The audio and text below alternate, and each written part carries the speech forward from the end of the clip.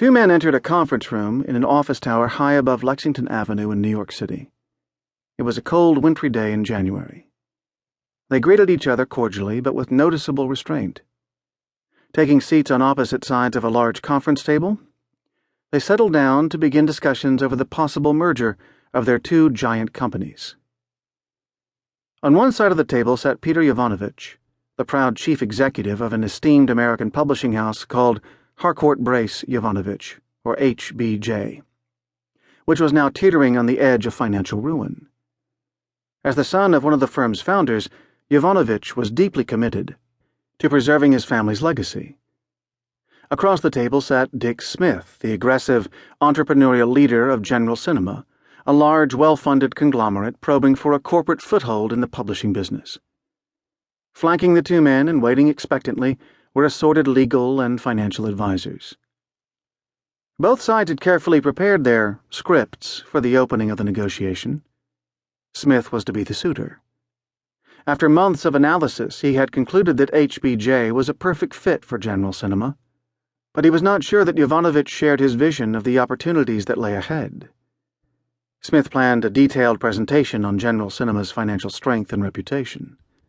He would indicate that he sympathized with HBJ's woes and was willing to offer hope, but he would be cautious, not wanting to raise expectations about his price. Yovanovitch's team, also very positive about the deal, had prepared Yovanovitch for the role of listener. They had determined that General Cinema offered HBJ its best chance of corporate survival, but they too advised caution.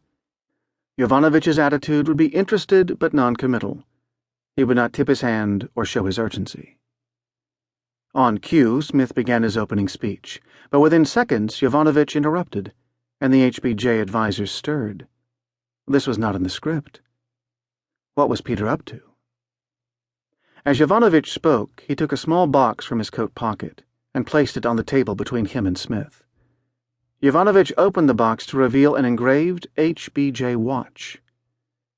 He pushed it over to Smith. "My father always gave a watch like this to his partners at the beginning of a new business relationship," said Yovanovitch. "This is meant to signify my sincere belief that General Cinema is the right buyer for HBJ." It was a risky admission, and both men knew it.